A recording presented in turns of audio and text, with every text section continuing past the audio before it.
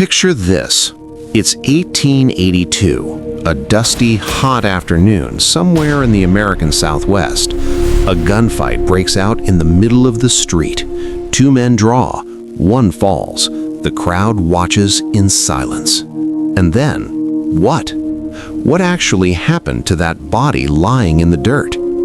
Today, we're going to answer that question, and trust me, the real story of death in the Wild West is stranger, sadder, and more fascinating than anything you've seen in the movies. First, let's understand something important.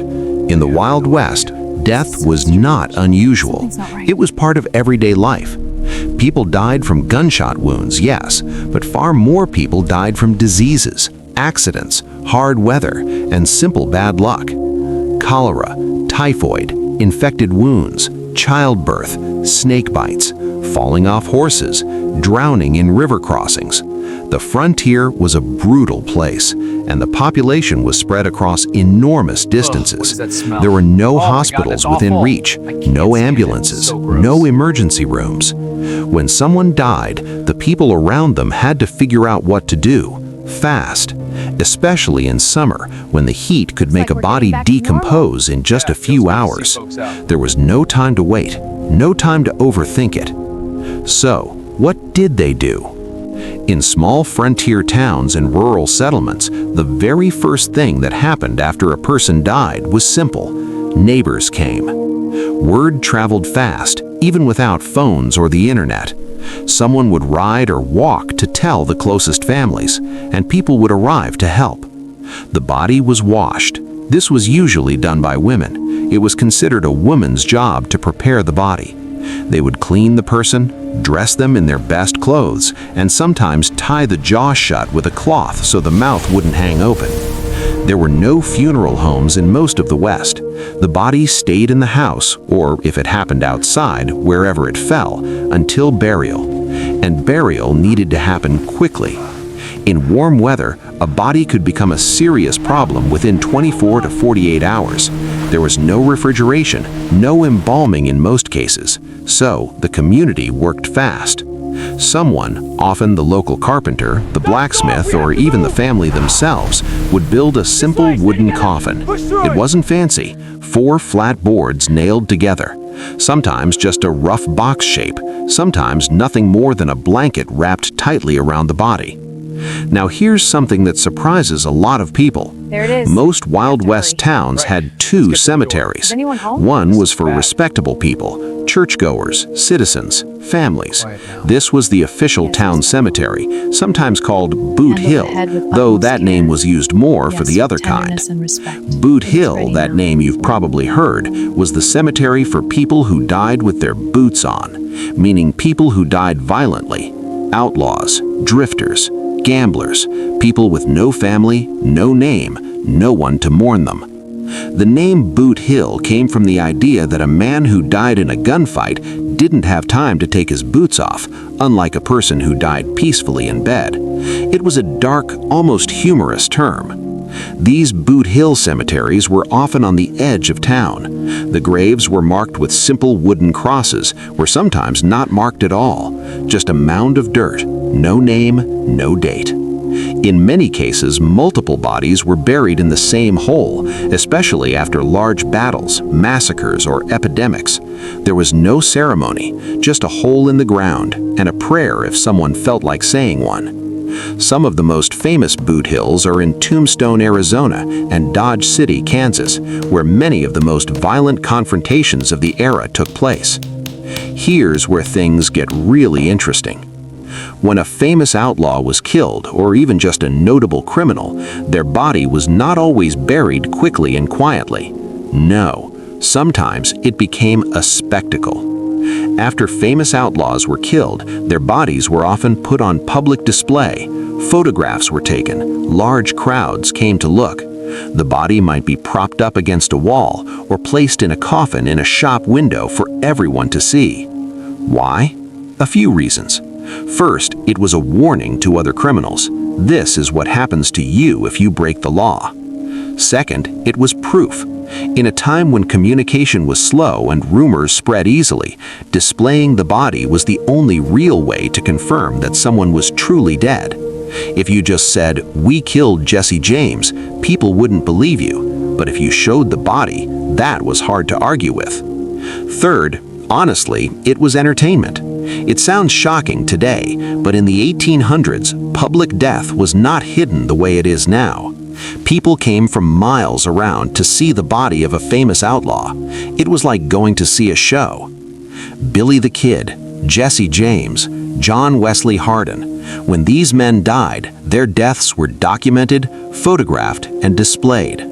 Jesse James, who was shot in 1882, had his body photographed and then put on display in a hotel.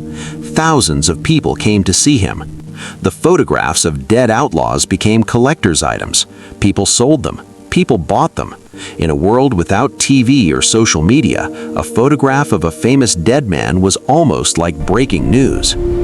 Now, let's talk about something that slowly changed death in the Wild West: embalming. Embalming, the process of chemically preserving a body, was not common at the start of the Wild West era, but after the American Civil War in the 1860s, it started to spread. During the Civil War, families wanted to bring their soldiers home for burial, but transporting a body by train across hundreds of miles in summer heat was a serious problem. Embalming allowed the body to be preserved long enough to make the journey. After the war, embalming slowly became more available in towns.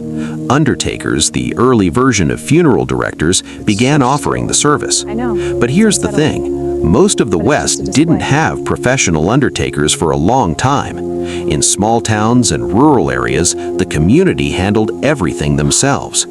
When an undertaker did exist, he was often also the carpenter, the furniture maker, or even the local doctor. In many towns, the same man who built your dining table also built your coffin. As towns grew and became more established, proper funeral parlors appeared. By the 1880s and 1990s, larger towns like Denver, San Francisco, and Tombstone had real undertakers with professional equipment. But in the remote outposts, the prairies, the mining camps, death remained simple, fast, and handled by whoever was nearby. One of the saddest realities of the Wild West was this: many people died completely alone. A cowboy out on a long cattle drive, a trapper in the mountains, a settler crossing the desert alone, a miner who collapsed underground. When someone died far from town and far from community, the options were limited. If a companion was present, they did their best. They might dig a shallow grave with whatever tools they had, a shovel, a pickaxe, their bare hands. They would say a few words, maybe a prayer, maybe just goodbye, and then move on. A wooden cross made from 2 sticks tied together, or a rock placed on top of the dirt to mark the spot. Many of these graves have never been found.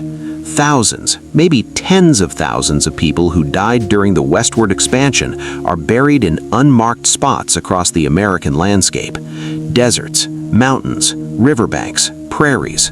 Their names are unknown, their stories are lost. This was especially true for Native Americans, enslaved people, Chinese railroad workers, and Mexican laborers, groups whose deaths were often ignored entirely by the dominant culture of the time. The West was built on enormous human cost, and most of that cost was never properly recorded or honored. Mining camps deserve their own mention because they were some of the most dangerous places in the entire West. Cave-ins, explosions, toxic gases, flooding, falling equipment, violence between workers, disease spreading rapidly through crowded, unsanitary conditions. Men died in mining camps almost constantly. In these camps, there was rarely a church or a formal cemetery. Miners were buried near the camp, sometimes in organized rows, sometimes scattered wherever it was convenient. Many mining camp graves were temporary. When the camp was abandoned, which happened often, once the gold or silver ran out, the graves were left behind, unmarked, forgotten, sometimes literally built over as towns expanded or demolished years later.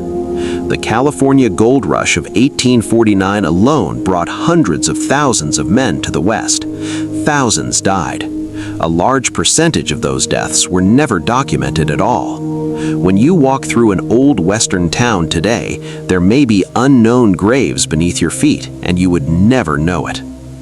Now, let's talk about something more human: how people felt about death in the Wild West. You might assume that because death was so common, people were cold about it, that they simply shrugged and moved on. But that's not exactly true. Grief was very real, and mourning had its own rituals and culture, even on the frontier. When someone died, families would observe a mourning period. Women wore black dresses, men wore black armbands. Mirrors in the house were covered with black cloth, an old superstition meant to prevent the spirit of the dead from getting trapped. Clocks were sometimes stopped at the exact time of death. Flowers were placed on the body and the grave, even if they were just wildflowers picked from nearby. Letters were written to distant family